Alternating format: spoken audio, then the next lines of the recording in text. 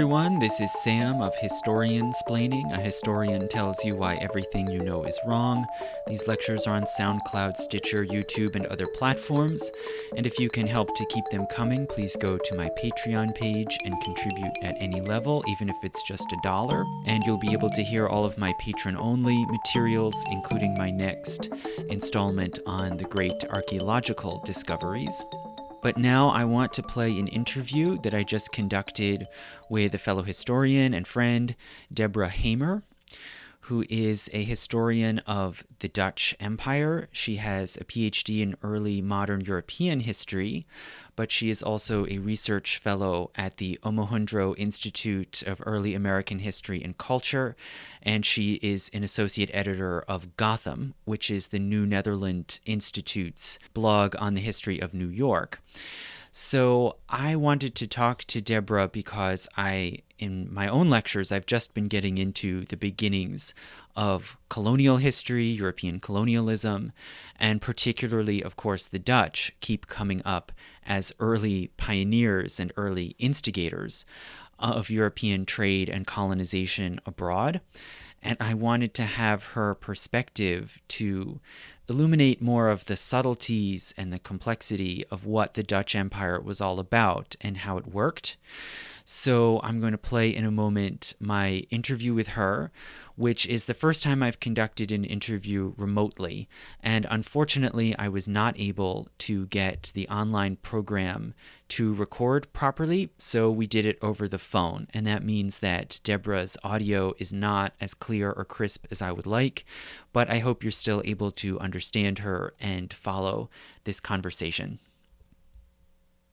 I think this is a really good moment to sort of have this interview for me because I've just been starting to get into European colonization. I just started talking a bit about the Dutch and the Dutch Empire. So it's good to talk to someone who actually knows about the Dutch and the Dutch Empire. I mean, I feel like people don't talk about it enough. One of my goals is definitely to increase the coverage and, widespread knowledge of how important the Dutch were in the early modern period in terms of, colonial expansion. Yeah, they were kind of the link of it all, right? Wherever you're looking in Asia or Africa or the Caribbean, you always find the Dutch there showing up, creating the trade links, creating the outposts. Yeah, exactly. And I mean, you'll find both kind of the Dutch companies, but you'll also find Dutch individuals just kind of hanging out, waiting for the right opportunities. So it's kind of both an institutional thing as well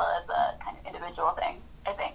Yeah. And I think that tell me what you think about this, but it seems to me like there's a lot of perception and kind of lore built up about the Dutch, that they were proto-capitalist, that they were just interested in making money, that was, in that way, they're kind of forerunners of modern capitalism, and also that they were so tolerant because they only cared about making money. Do you have any sort of comment or thought about that, like off the bat? Yeah, I think that it's this kind of pervasive myth, and I think a lot of it comes from the English saying that about the Dutch, who are their kind of rivals and competitors in many of these places. And especially in places where the companies, so the Dutch West India Company or the Dutch East India Company are, in control of the situation. It's really not the case. Of course, they care about profit and they want to make money, but that can't happen in a vacuum. The companies are both under scrutiny at home. There's a pretty strong, culture of pamphlets and writing and oral arguments, etc. So it's not like people in Europe don't know what's happening. It's pretty easy for a scandal to kind of make its way back to Europe, and the companies have to answer for those kind of scandals. And one of the concerns when the East and West India companies are starting is whether or not they're going to leave all these women behind, bereft of husbands and support, financial support at home. So it's not so easy to just disentangle the business element from the kind of more social side of things or the moral side of things.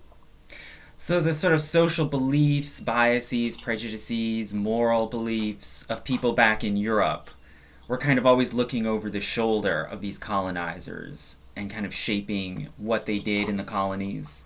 Yeah, exactly. And I also think that it's, it's easy to think of these kind of companies the way we think of modern companies. We don't know the names of, the people who run most Fortune 500 companies off the top of our heads or whatever.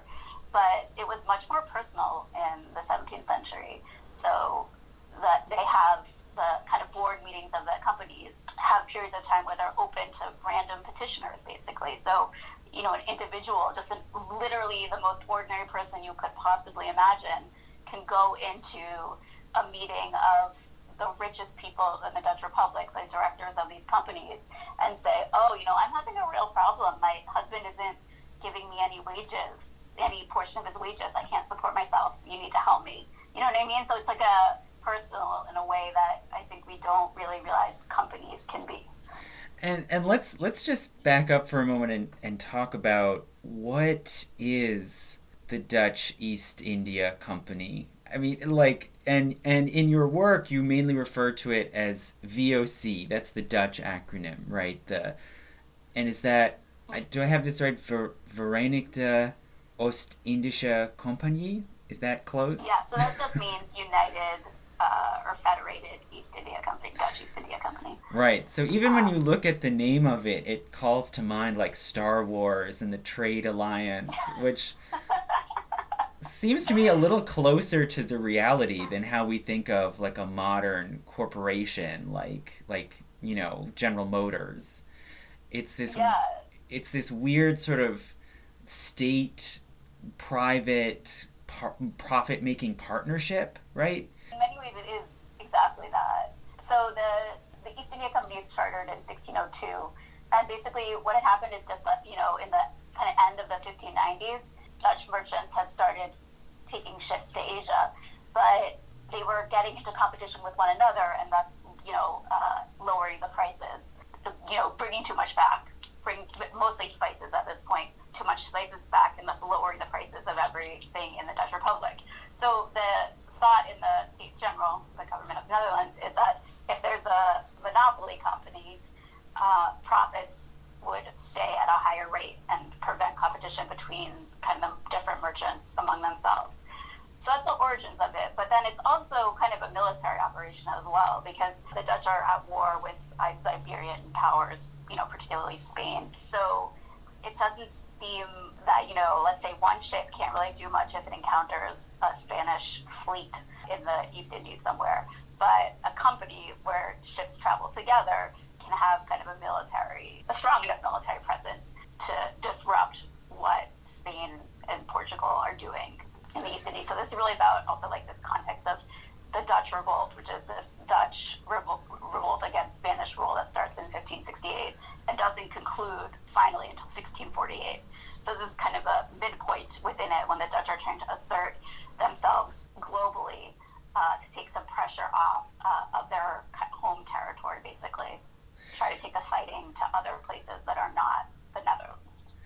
Yeah, so they're out to maintain their monopoly and make profit through trade, but also hand in hand with that, they're fighting this war against these much greater powers. So it's political and it's also religious, right? This is a Protestant republic trying to somehow fight back against these bigger Catholic powers, right? Especially Spain. There's definitely a religious component to the fighting. Although, it's not like it's so easy for the Dutch to get along with the English and the East Indies either, even though both sides are ostensibly Protestant powers. So, it's complicated always. So I know of you mainly as a historian of the Americas, and you've worked on New Netherlands, and you're working on Brazil now, right? The period of Dutch power in Brazil. Yeah. And yet, when I asked you, well, what are things you've worked on that are illuminating about the Dutch and the Dutch Empire, what you sent me was papers about Batavia, which is in Southeast Asia. So can you just briefly tell us, where is Batavia and what kind of colony was that? So Batavia is a really interesting spot, in my opinion, that, Americans don't think about too much, but Dutch people are very cognizant of.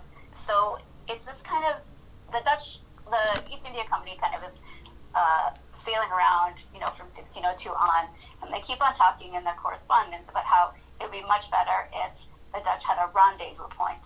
somewhere where they could kind of stockpile all the goods they're gathering from different places in Asia. So they're, in India, they're in Japan, they're in all these different places, and the weather and the currents, etc., don't align so that it's easy to get all these goods back to the Dutch Republic. So they want basically to have this point where everything can be gathered, and then a few fleets a year, usually 3, will return everything together to the Dutch Republic.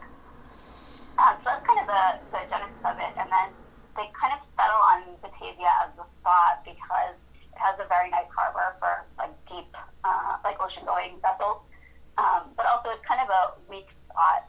The local Asian rulers are not super powerful, so the Dutch kind of in 1618, 1619 actually seize upon an English assault on them, on the Dutch, to capture this city. And initially they really just only have kind of the city and its direct environment under control, and gradually over the course of the 17th century they get a little bit more into the countryside. But this is a pretty special spot because the Dutch really want to, at least initially in this early period, they want to have a kind of Dutch city in Southeast Asia, and it's a question, how is that going to happen? What colonists can we get to come to this place? And especially what colonists can we get to come to this place when it's not actually an agricultural colony, and it's not really intended to be an agricultural colony, though it becomes a bit more agricultural as the 17th century progresses. But also the importance of it is really rooted in the fact that one of the most important products, obviously everyone knows this, from the East Indies are spices. And so it's very well situated to be a place to gather up these kind of spices, like cloves and mace and things like that. So that's initially kind of in the early 17th century, that's why Europeans want to be in Asia. It's later on, in the 18th century, when we think about it, we think more about calicos and products from India. So this is kind of a different moment, a little bit of a different moment than it will be in the 18th century when the English get more powerful in Asia and the Dutch kind of weaken a bit.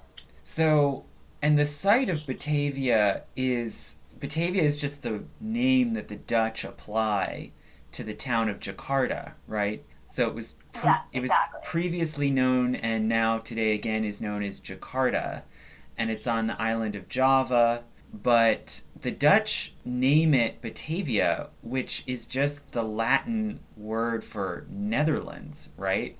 So I think it goes to this point you're saying that they were sort of imagining they were going to create a little Dutch world over there in Southeast Asia, right? They wanted to recreate something, and they wanted to bring kind of their beliefs, their model of society to Batavia. I think also something that's important about that name Batavia is that this is a constant source of conflict in the Dutch global empire. It's what are we going to name things? Because people often want to name things after their specific city or their specific province that they come from. So naming it Batavia is also giving it kind of a more a national appeal, or trying to anchor it in a more national sentiment rather than a more local, particularistic sentiment, I would say. Interesting. So that's in contrast to New Amsterdam in America, right?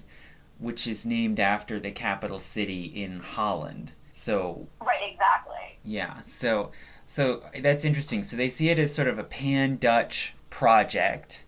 And you looked particularly at marriage laws and policies and used them to sort of reveal, I think, what the Dutch were up to in Batavia. For one thing, you found that you begin one of your papers, and I'm talking about your paper called Marriage and the Construction of Colonial Order, Jurisdiction, Gender, and Class in 17th Century Dutch Batavia, which was in Gender and History in 2017. So you start off by saying, in 1632, the Dutch governor of Batavia, made a pronouncement that no marriages should be performed in the colony, except if they had a special dispensation. So it's almost like he's putting a brake on the performance of any marriages in this whole colony. Why did that happen? Why were the Dutch so worried and so reluctant to even have any marriages go on in Batavia? Yeah, so it's a really interesting moment, 1632, because basically the period between 1621 or 1622, and 1632 is this most special moment, I would say, in the history of Batavia, where there's subsidized migration of single women from the Dutch Republic.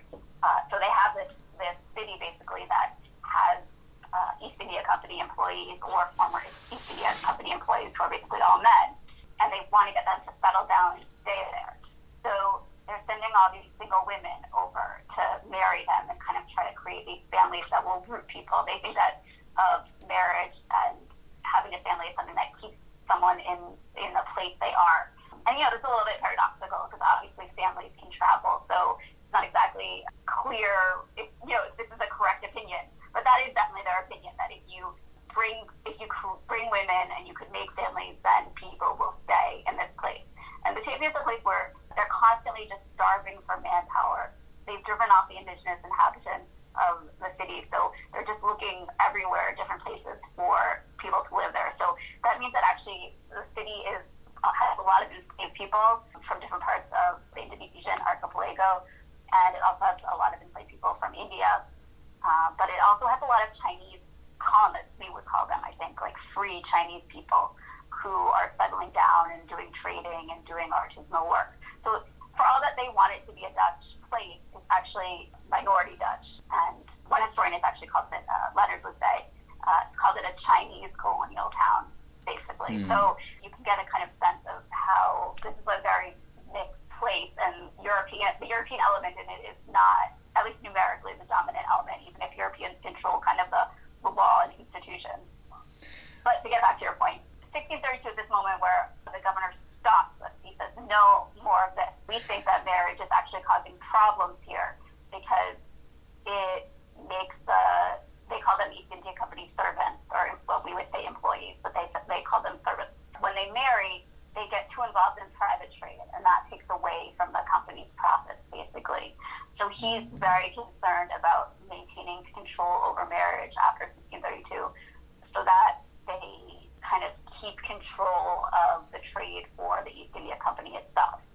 Okay, and you explain, I think, how there was a long history of kind of informal marriages or marriages that weren't fully legally recognized or weren't fully church recognized, where European men would kind of marry, in quotation marks, various local women in Asia and Africa, and then this would facilitate trade, right? They would become kind of the trade and diplomatic links, right, between these different groups. And this could be good. What comes across a lot in your paper is a lot of ambivalence and confusion and back and forth about what sort of relationships the Dutch think are helpful and what they're afraid of. And there seem to be certain sort of relationships that they would encourage and see as advantageous, but then they might change their minds. And so they do this with these sort of informal marriages, and then also with marriages with European women. You would think that they would say, this is great, this is exactly what we want to happen, we want Dutch people marrying Dutch people. But then even that they change their minds about and go back and forth. What's important to recognize about it is that the local colonial governor in Batavia, the person would be called the Governor General, has a lot of power, and the council that surrounds him as well. So a change in governorship can mean a really intense shift in policy. So the policy isn't necessarily directed from the center. If you think of the center as being the Netherlands or the East India Company, a lot of what's happening is on the advice of the Governor General and his council. And so small shifts in the governance can mean new policies coming up in a way. So things are always highly changeable in that regard, which is kind of funny when you think about a modern corporation, which, I think we assume it kind of, it's like this impersonal entity that has these goals, you know what I mean? So that this is much more, an individual in a high position can have a pretty powerful effect on policy as a whole. Yeah, and they have these push and pull forces on them. And you explain that there are certain kinds of boundaries that the Dutch generally want to maintain. And it's not necessarily the kind of boundaries that we think of now. It's like we might think from the point of view of today, they would be really against Europeans marrying non-Europeans. We would think that there would be like a color line. And there was, maybe to some degree, or you can comment on that, whether that sort of applies to this period. But actually, the way you lay it out, they're worried much more about the boundary of religion, about Christians marrying non-Christians. So they're keeping track of who's baptized and who's not. They're thinking about state of freedom, not allowing a free person to marry an enslaved person. And even that boundary, it seems, is not like as clear cut as we might think. There were like people in servitude of some kind, and it's not always clear who we call a slave or not. But they're thinking about these boundaries of freedom versus unfreedom. And they're also thinking about class status and trying to maintain, well, we don't want a high status person marrying someone from a lower stratum of society. And all of those things are not necessarily falling along the line of European versus not, right? Especially like with religion, they wanted Asian people or other local people to convert and become Christian. They weren't thinking about it as white versus not white or that kind of category, right? Yeah. I mean, I think something to remember also is that the Reformed Church is pretty strong in Batavia, as opposed to maybe some other places in the colonial world. There's a whole church council, like a consistory formed. There will be multiple ministers there at any given time. It's kind of the center of the Reformed Church in the Dutch East Indies. So ministers, not necessarily that they have full power to do anything they want, but they can make pronouncements, and it's in the best interest, at least, of the East India Company to the extent that it's able to follow that. So the church really makes a big thing about not marrying Christians and not Christians. So that gets kind of entrenched into the laws, kind of what we would, I guess, consider civil laws. So it's difficult to disentangle them like that in the early modern period. So yeah, Christianity and non-Christianity is a huge line that they don't want to cross. So they are sometimes willing to, the extent of the Christianity or the belief of some of these women is certainly something that's, under question, or, whether they're actually enthusiastic about converting is unclear. But yeah, so that's one big line. And then the line between enslaved and free is another big line, because they don't want there to be confusion about who is free and who is enslaved, even though that confusion is kind of built into the system. Because, who knows what, mixed race children obviously confound. And also there are different kind of traditions of servitude and in Asia that, don't exactly match what we would think of, as Americans we think of as like chattel slavery. So there's all kinds of things. And they really don't also like it when ethnic groups mix, because each ethnic group has a different kind of labor responsibility or taxation responsibility. So they don't like it when those groups get mixed up, because they like to have this kind of administration where they can say, oh, the Chinese people, for example, owe a poll tax. We're going to collect this tax from them, whereas other groups might instead owe military service. So they're intent on keeping that neat, but at the same time, when they go, they do a lot of censuses in Batavia in general, in the Dutch East Indies. But when they go to do a census, they just record the ethnicity of the person they perceive to be the head of the house. So usually like the husband or father. And then they just assert that all the other dependents in the household are that same ethnicity, even if it's hardly a sure thing. There were very few Chinese women in Batavia, even though there were many, many Chinese men. So these Chinese men are marrying all kinds of different women, and authorities kind of belie that when they make these census determinations, or they don't talk to people exactly in the house to figure out what's going on. Yeah, so it's not the sort of population control we might think of in a modern society, where you're trying to like tag each person and regulate them directly, right? It almost sounds to me kind of more reminiscent of like a medieval European society, where you say like, oh, well, all the residents of this province owe a certain tax or fee, and all the members of this clan owe a certain sort of military service, which they do in rotation. You kind of use these like blocks of people and assign them different responsibilities, and don't necessarily worry about managing all the individuals, right? Yeah, exactly. And so the Chinese population has what they call a headman, basically a person who kind of deals with internal disputes within the community or low-level kind of crimes or disputes. So the Dutch don't really want to get involved in every single detail of all these different groups where there's I Yeah. think what's also important is that, like, race is kind of a malleable category at this point. A lot of in the when the Dutch first arrived, even a very high level official might have a child with like a slave, a slave from somewhere in Asia or something like that, and then the children are kind of accepted into Dutch society. So it's more about how the children are raised than what we would consider like biological race. Like if the community accepts someone as being Dutch, then they are Dutch. Or if they have the manners and bearing and dress and all kinds of things as a Dutch person would, then they're considered Dutch. And this is something that Jean Gelman Taylor has talked a lot about for Batavia, just the way that a lot of the kind of most powerful families have these female Asian ancestors who are just accepted as Dutch. So it's about social belonging. It's not inborn. Yeah, exactly. And it's about what the community decides, kind of. Like the community can make the determination just by the way they treat someone.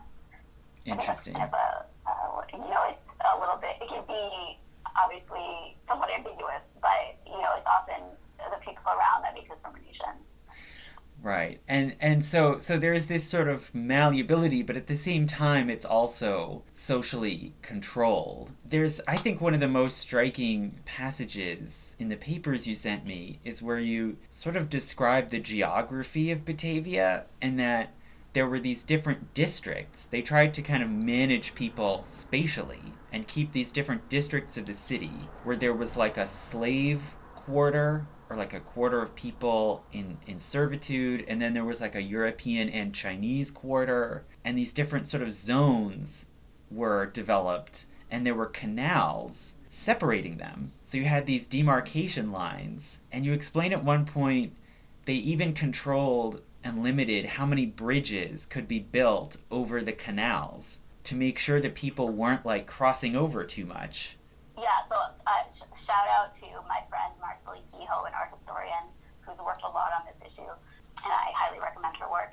So yeah, she's found that these cities are general, there's more rigorous thought put into how people are going to move through a city than we normally think. Like the architecture really is meant to have influence over the spaces that people can occupy. And sort of, you can see these controls and limits around marriage as kind of another layer of the same thing, right? Of making sure you monitor who gets linked to whom and make sure that these boundaries stay clear. And you talk about this incident, which was like, it was so mind-boggling to me, and I think partly it's because the whole mentality behind it is so different, but there was this sort of struggle in 1624 between the Dutch and the English.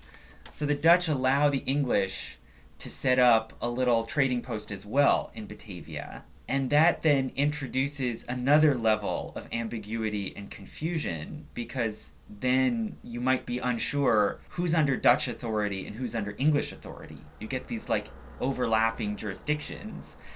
And then the English decide it's not working for them, they want to leave and go off and move their outpost to a different island. And they're going to take all of these servants and laborers with them. But then the Dutch object and say, no, you can't take all of these subjugated laborers with you, because there are marriages that would be broken up, and it leads to a big fight. So can you explain a little bit why they got into this fight and how it worked out? Yeah, so basically something to remember is that the Dutch and English East India Companies in this period are not combined, definitely not combined, but kind of are supposed to be allied with each other. It's supposed to be this like kind of Protestant alliance against Catholic powers. But on the ground, it's not like that at all. The Dutch East India Company in this moment is much, much more powerful than the English East India Company. And so the Dutch are doing everything they can to exclude the English from trade or from getting footholds in these different kind of areas. So both the Dutch East India Company and then the English East India Company are kind of having their main headquarters in Batavia. And the English don't like this because the Dutch have claimed sovereignty over them and are constantly asserting that they are the authorities in this city. And the English are really chafing under that and saying, we're getting impeded, they won't let us trade.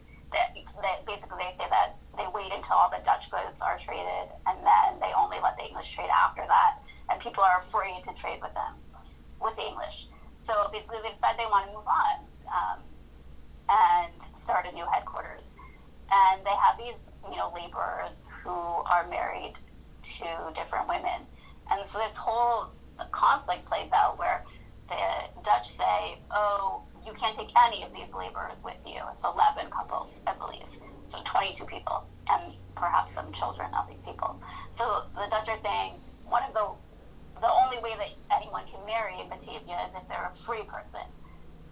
So that means these men are free citizens of Batavia who can't leave, and their wives are, were brought here basically at a tremendous cost to the Dutch East India Company. So it's not proper that they should be taken away. And this gets at really the kind of manpower problems that both of these two companies have in the period. It's really hard to get laborers, and they're still trying to build this city up. And, losing 22 people seems somehow like a major blow to the Dutch side. And conversely to the English side, keeping these people would seem like a major advance for their next post that they're planning.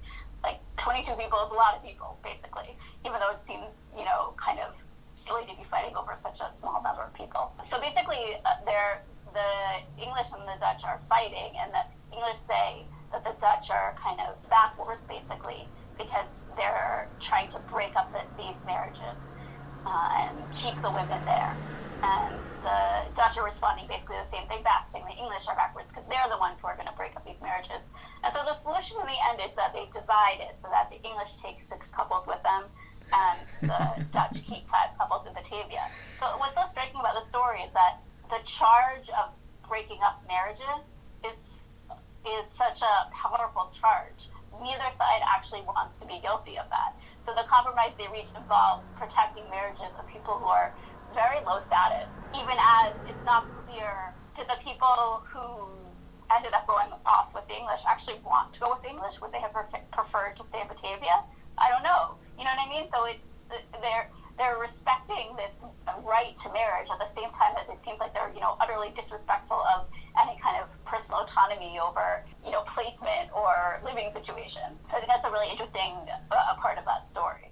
Yeah, and again, it seems like such a throwback to a different era where no one in this whole argument ever seems to have thought of, why don't we ask these people what they want to do and let them decide.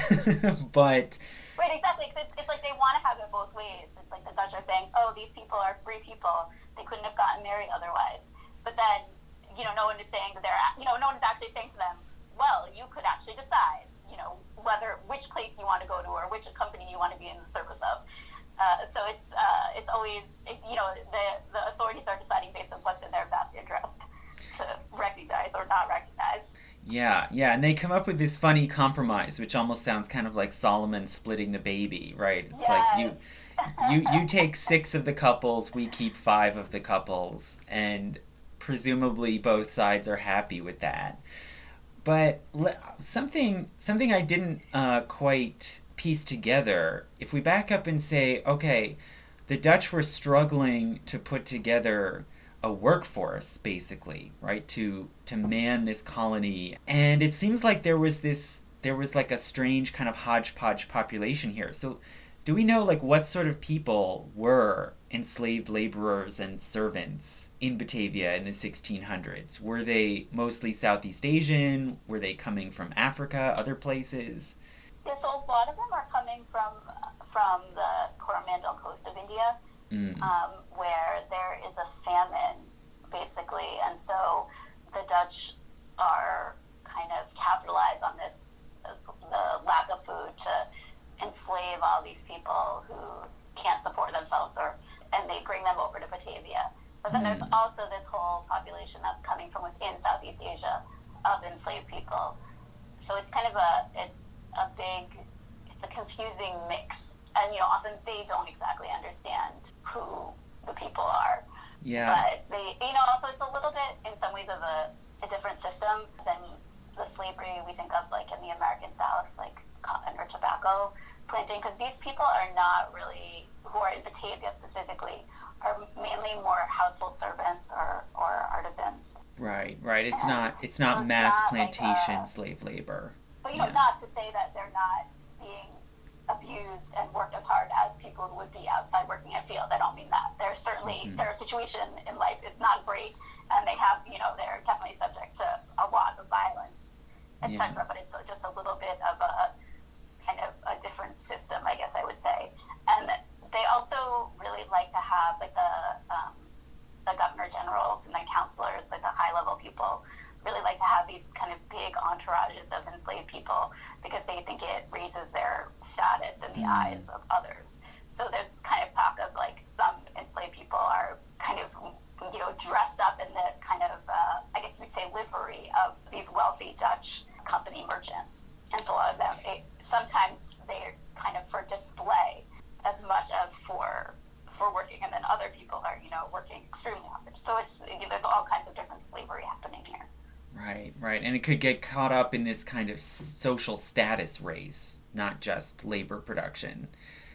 And I think people aren't very aware, and this is something that it seems like more scholars are getting into and researching and writing about more recently, is that in addition to the enormous Atlantic slave trade, there was also this very long-standing Indian Ocean slave trade that sort of connected Eastern Africa, India, Southeast Asia, and millions of people were also moved around the Indian Ocean basin.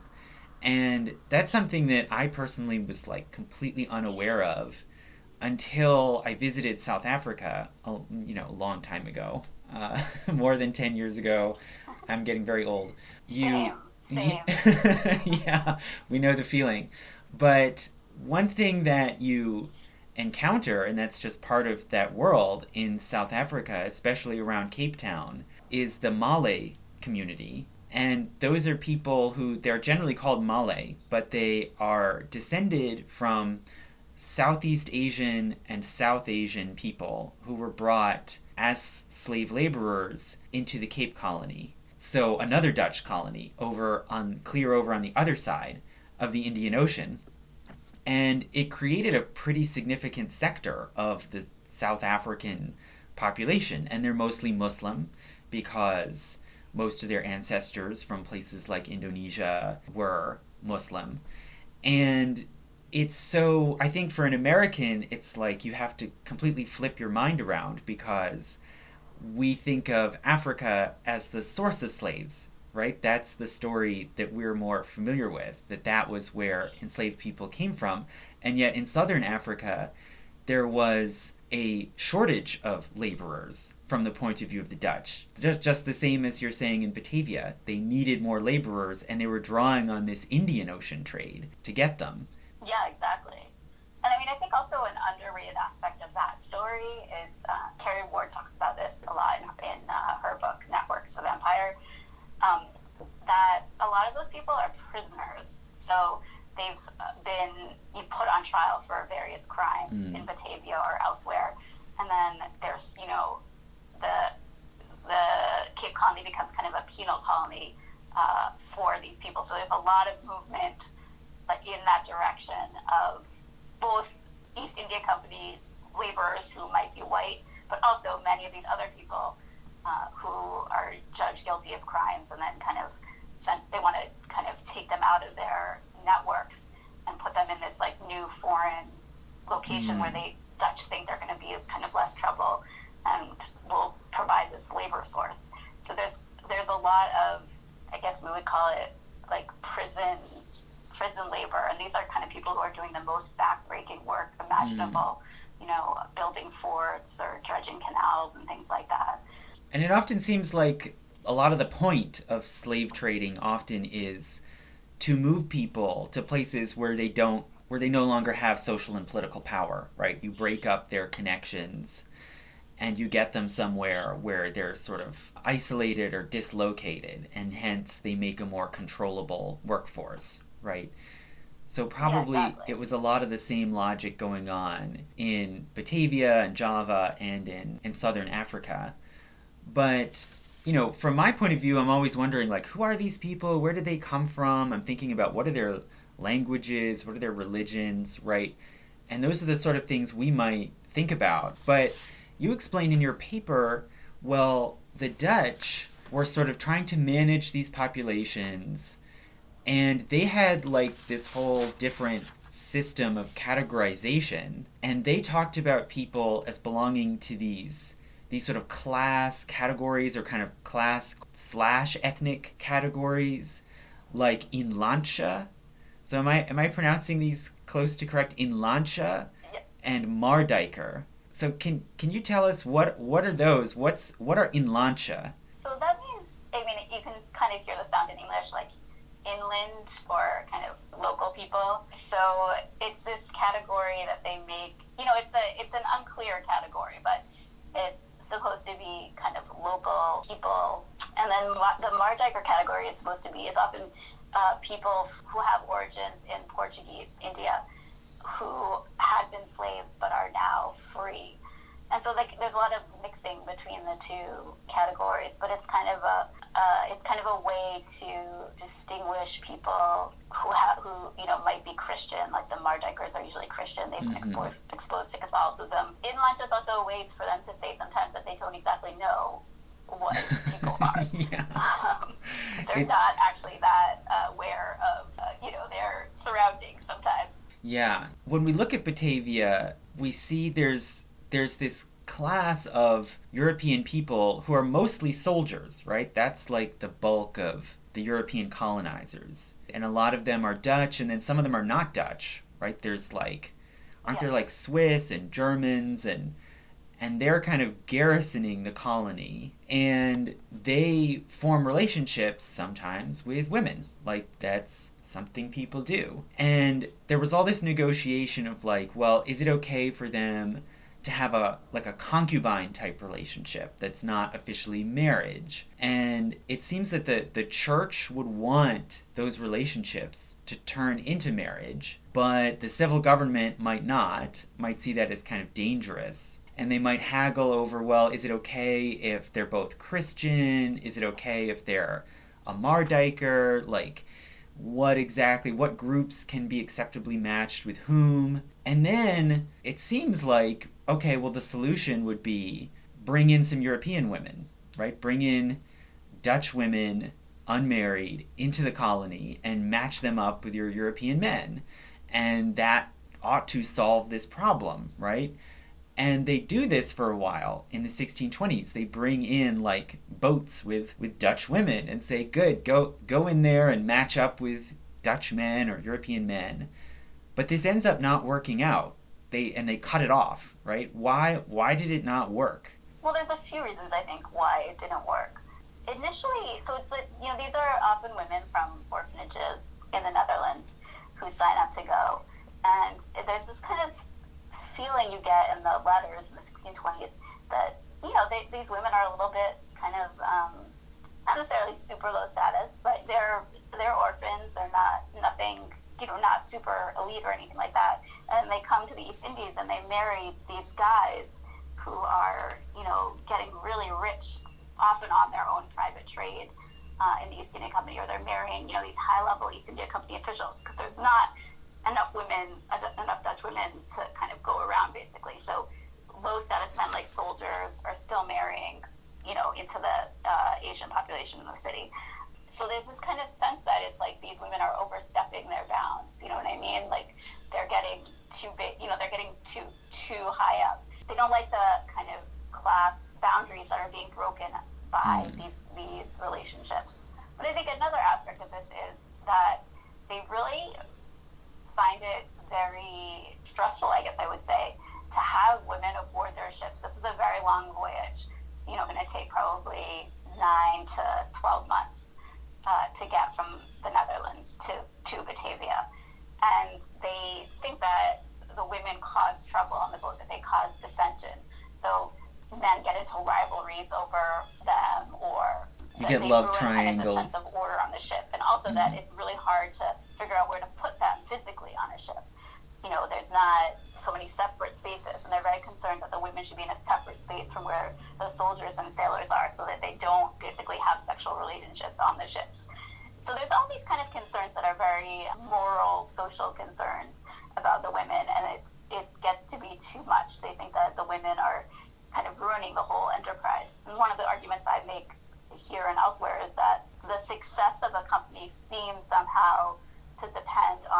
excluding women from the company. So the kind of morality, they perceive the morality of the company as being rooted in sexual abstinence, basically, and keeping women out, even if we all know that these people are not being sexually abstinent. They're just finding the women in Asia to be their partners, whether forced or voluntarily.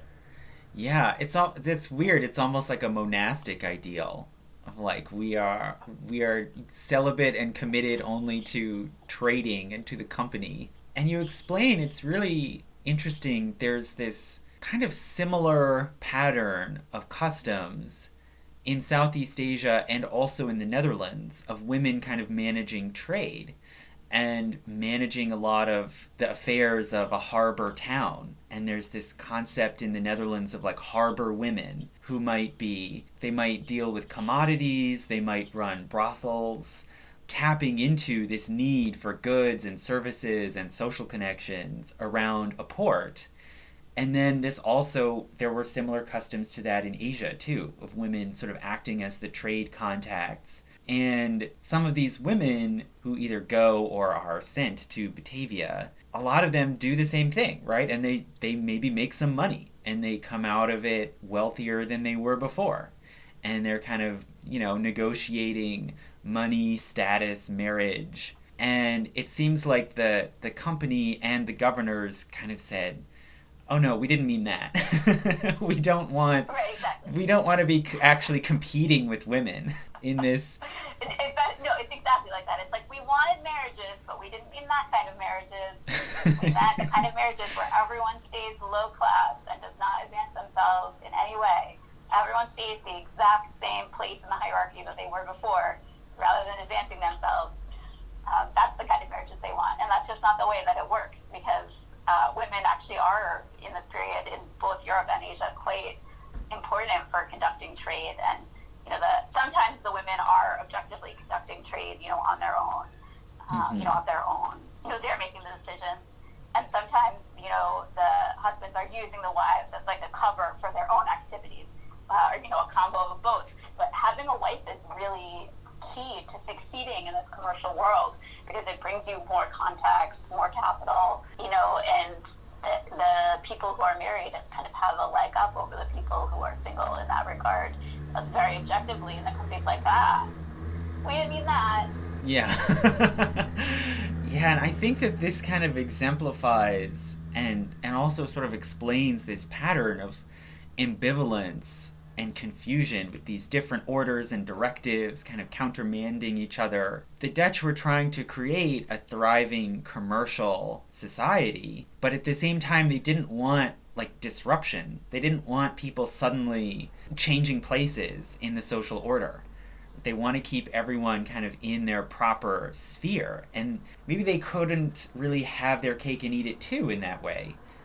I mean, do you think that this is a common pattern in the whole Dutch project of sort of trying to have their cake and eat it too, to sort of create a dynamic commercial society, but also not disrupt the apple cart? Yeah, I think that is a common dynamic. It's the directors of the company want to make money, and they want to kind of distribute plum positions to people in their patronage networks. But they don't want, and they say in all the kind of pamphlet literature that one of the reasons why the company should exist and keep their monopolies, and this is for both the West India Company and the East India Company, is that they train sailors and soldiers to be prepared for war. Because the Dutch Republic is always thinking, when's going to be the next war with Catholic powers going to try to take us over or whatever. But they never envision anyone changing from being a soldier or sailor status to being, in the merchant class. And so they are just thinking of ways to keep people in their places. And in Brazil specifically, something that's very interesting is that, if you think of colonies, let's say in New England or somewhere like that, or in Virginia, the myth is like people can advance themselves. Or, you can come and be a poor man and then, get to own a plantation. And, it's not clear that those things are true in those colonies either. But, in Virginia, it's true, at least in the very beginning of the colony. But that's not actually what the Dutch want. What the Dutch want is for people who are kind of middling, or already have money to migrate to their colonies and then kind of continue doing the things that they were already doing, except in this new situation. So it's very kind of it's rigorously organized, or at least it's attempting to be very rigorously organized, even if it is not always rigorously organized. Yeah, and I think one of the earlier points where I talked a bit about the Dutch myself in historian-splaining was I talk about objects from American history, sort of a series on what different objects reveal. And one of them that I chose was this iron fireback that was found in the remains, the foundations of a Dutch estate house in the Hudson Valley near Albany. And this fireback shows a figure. It looks the same as other ones that were made in the Netherlands.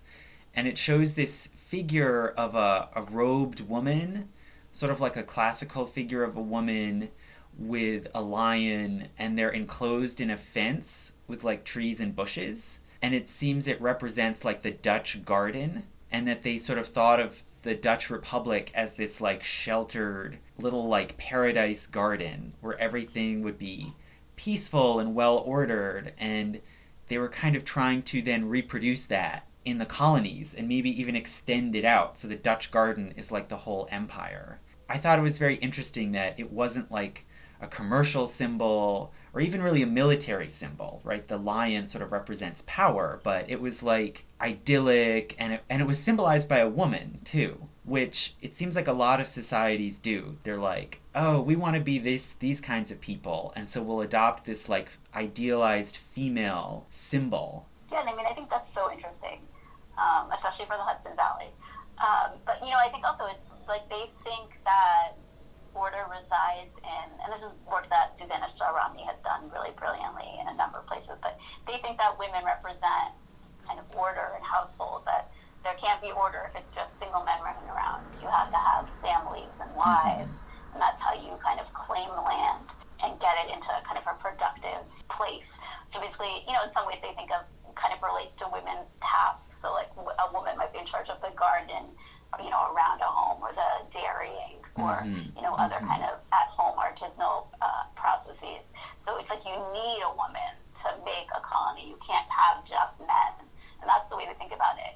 If a site is going to be, they kind of make distinctions between places that are going to be colonies and places that are going to be kind of trading forts or factories, they call them, where women aren't necessarily going to be as important. So it's so telling that in the Hudson Valley, which is really such a central site of Dutch agricultural claims and colonization, that they would have this like woman enclosed with the lion of the Netherlands.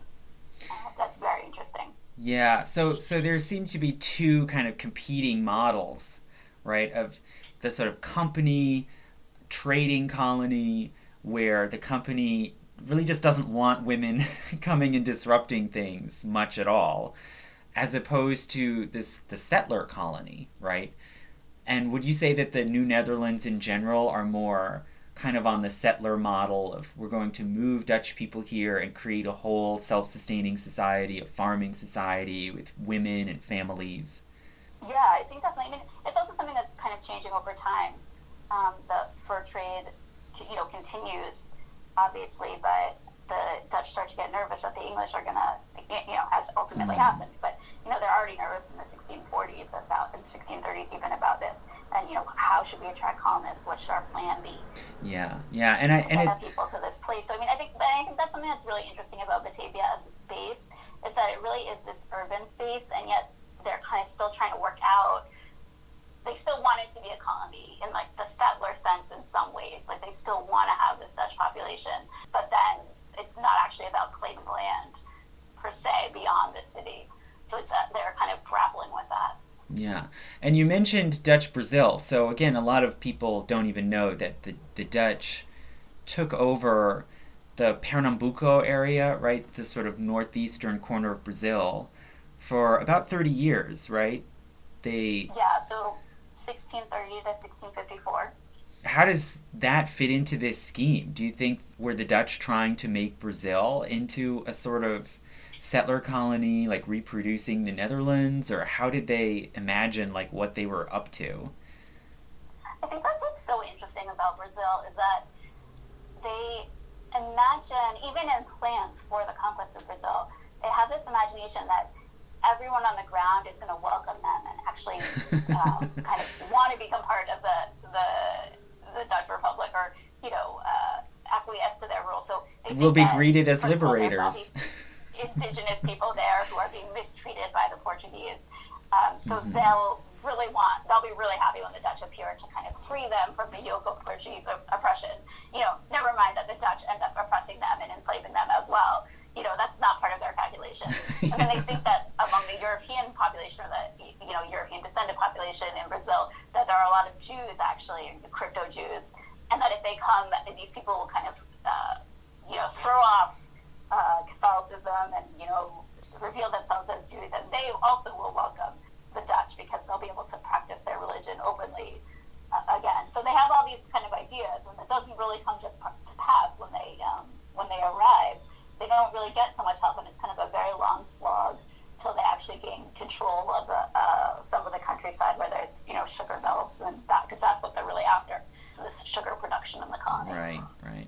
And then they so it's like that kind of the same kind of thing where there's tensions. It's like, they want to talk about how they're going to increase migration from the Dutch Republic of families, but then they also want the Dutch people who are there to kind of integrate with the Portuguese population and create some new amalgam that will be loyal to the Dutch. it is another one of these episodes that it was much shorter than the Dutch involvement in Southeast Asia, right? The Dutch continued to control Indonesia, what we now call Indonesia, till the 20th century, right? Yeah. But it's so interesting and confusing, like what were they up to, and how Judaism too fit into this Dutch project. They could actually kind of turn it to their advantage. And it's the first time, correct me if I'm wrong, I believe it's the first time that a European power openly allowed Judaism to be practiced legally in a colony abroad. Yeah, I mean, the Bristol colony is so important also because that's what kind of opens up the Atlantic to this, important Jewish presence in the 18th century. So a lot of the people are descendants of these kind of Jews who come to Brazil in the 17th century, and a lot of the privileges, not all of them, but then some, and then the privileges that they're getting from the Dutch kind of force England to up the ante on the privileges that they're willing to give Jews to trust them to their colonies. So it's such an important moment for Jewish history. I've researched more about British North America, and I know that very often when you say, why were there some Jews in New Amsterdam? Why were there some Jews in Newport? Who were these people? Where were they coming from? It often traces back to Dutch Brazil. That was kind of the nexus where a lot of people came together and then emigrated to other places. But I think you can't for European powers, it's having what they call seasoned colonists is so important. People who are already used to the disease environment, people who kind of know how things work. It is those people are such attractive targets to give privileges to, basically. Right. So it really gets you your foot in the door if you're someone who's actually lived in the New World or in a tropical environment, right? Which exactly. Obviously Brazil, the Dutch islands in the Caribbean, Batavia, these would have all been radically different environments to live in from Amsterdam or Middelburg.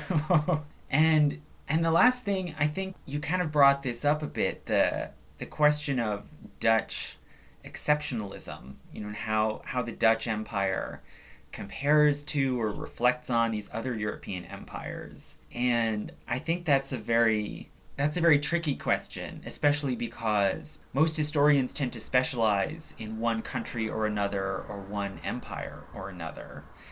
And like you said, well, the way the Dutch were imagining their empire and trying to run it is very much in contrast to this idea that the English colonies were a place where almost anybody could show up and advance themselves, and that it was more of kind of a free-for-all. But I think, it's very much a question, how much was that true? even in the English colonies, and where and when and to what degree, and how, and did the English really like that idea either, right? Or were the English also kind of trying to create little Englands, like New England is New England, just like New Netherlands, they did want a certain elite, and they wanted to create a certain model of life and how society should work. And a lot of it was kind of being reproduced from what they knew and what they liked back in England. So I think, I guess the question for you would be, do you think that what you found and what scholars are finding currently about the Dutch Empire and the Dutch colonies, do you think it reflects broadly on European colonialism in general? And should it make people think differently about European colonization and what Europeans in general were up to back in this early era in the 1600s? Yeah, I think definitely. I mean, I guess my position is that the Dutch are actually much more like other European empires than unlike them. Mm-hmm. And especially the question of diversity. That's like the first thing you think of when you think of any Dutch colony. But some of the English colonies were also quite diverse in the 17th century. So I think that is something that kind of is too exaggerated in the historiography. And at the same time, Stuart Schwartz has made this point really elegantly for Brazil specifically, but we think that the Dutch are so tolerant, etc., but there's actually this long kind of vernacular tradition of tolerance within religious tolerance, even within Portuguese society. So I tend to think that the Dutch is more alike than different. But what I would say is very interesting about the Dutch and why it's useful for historians of all empires to study them is that the Dutch are traders, but so are lots of other people in the Atlantic world in this period. And I think if we understand more about what Dutch merchants were up to, we will understand more about what English merchants and Spanish merchants and all these people are also up to. This isn't, we like to think of Atlantic colonization as very much like a land-based thing. But there's all kinds of things happening on the water and on the edges of land and ports and stuff like that are just as much part of the story as the land-based colonization and settler colonialism. So I think that's where telling the Dutch story is really important. Yeah, and I'm hoping to talk soon to Melissa Morris about the early colonies in South America and the Amazon area. And one of the striking things that comes through is like there was this long history going back to the 1500s of just sort of sporadic, opportunistic trading, raiding, piracy, and that this went on for a really, really long time before they started to like set up a little camp, set up a little fort. Like it was really this sort of trading colonialism that led the way for a long time before there was any massive control of land, right? And settler colonization like we think of now. And I think that that's part of there's sort of a mythology that we maybe still kind of believe in some, but is more on its way out and being replaced by a different mythology. But there's certainly the Dutch and the English both for a long time perpetuated this notion that the Spanish and the Portuguese are these repressive, like almost totalitarian regimes that just rule by terror, and they would write about the Inquisition and the brutality of the Spanish and the Portuguese, as opposed to us Dutch and English, who are nice Protestants and who do things like trade, and we're much more humane, and of course all these people around the world will prefer us. Like it made a lot of sense, like when you were saying the Dutch just sort of convinced themselves that they would walk in and people on the ground in Brazil would just embrace them and greet them as liberators because they were so much better than those terrible Iberians, right? And now it seems more like we've sort of shifted over to a different way of thinking that, well, the Europeans were all kind of alike and that they were all doing the same thing. It's all colonialism, it's all exploitation, but really there were different approaches, right? There were different styles of colonization among these different nations that do matter. Would you say so? I guess what I would say is that certainly that one of the most important things that's been happening in the last decade is the study of Indian slavery. And this isn't something I particularly study, but lots of other people do. And kind of seeing that the English and the Dutch are using indigenous labor well into the 18th century, like often in places where you think that it's not happening, like even in New York or in New England. And so that, I think in that sense, it really is true that for an indigenous person, it's not clear what the difference would particularly be between, being under Spanish rule or being under Dutch rule. Labor will be extracted regardless. So I think that's something, I think that's a feature of this geography that I think is very enlightening. Mm-hmm. But I also do think that, there are differences, as you're saying. The Netherlands is a small country, and, they're constantly thinking that the way that they're going to colonize is that they're going to have people of all these different ethnicities coming together, happily living under Dutch rule. I don't exactly think that's the way that some other European powers are talking about their colonization efforts. And, it's obviously kind of a pipe dream in most situations, but there's this kind of famous quote from Adrian van der Donk, who's a promoter of New Netherlands, and he just kind of saying, we don't even need anyone from the Netherlands to come to settle New Netherlands. If we just take all the people, displaced people from other parts of Europe, we'll actually be fine with no Dutch people. And you're kind of reading that and you're like, wow, that's strange, like how are, that's kind of to some extent the plan they put into operation in New Netherlands. They have, like, Long Island has all these English towns that are ostensibly under Dutch rule, but then, when the English arrived in 1664, they're perfectly happy to switch over to English rule and have no loyalty per se to the Dutch. So, it's I think that's something that is worth thinking about with Dutch colonization, that there's just this tremendous reliance on other people, non-Dutch people, to be part of the project. Yeah, well, and I think it is true that a lot of the so-called Dutch colonists in New Netherlands, by the time it was taken over by the English, a lot of the so-called Dutch colonists were French and German. And that continued to be, it was kind of an amalgam of, like, Reformed Protestants and even some Lutherans kind of thrown in under this, like, Dutch umbrella. And I guess the last point, we've sort of circled all the way back to America, both of us being Americans, but it's interesting how that quote that you mentioned from Onderdonk, it sounds strangely reminiscent of the way Americans today talk about America. That, like, we're just the melting pot, and we'll just bring in, all the people who have been rejected from various parts of Europe, all the people who have been persecuted can come here to America and just become American, and this works for us, and everyone can fit under this umbrella. And it's this, sort of idealized image of, like, we're just a big social experiment that's not tied to any ethnicity. And it makes me think that maybe because there are some resonances, there are some echoes in how we talk about modern America from the Dutch, that we maybe kind of make them in our image, right? We sort of adopt them as, like, proto-Americans, proto-capitalists, right? And I think I even saw a few days ago some headline about the Dutch were Americans before America. Like, they were a republic, and they were capitalist and commercial and tolerant, and we sort of, we kind of cast them as, like, Americans before America.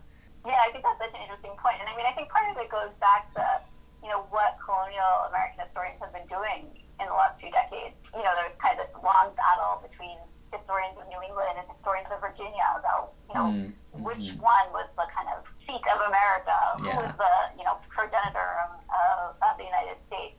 And then some historians of what's called the Middle Colonies, so like New York, Pennsylvania, Delaware, came in and said, well, no, I think that this region is actually kind of the start of the United States because of all those reasons that you're saying. So I think it is true that we're always looking for origin stories, I suppose. And I think something that's very interesting about that also is, the Netherlands is cast as a republic in that model, but it's not exactly a republic even in this period. the kind of pseudo-princes of the Netherlands, are pretty important figures and, merchants who kind of control the country. So it's a little bit funny to look at them as kind of the origins of the Republic.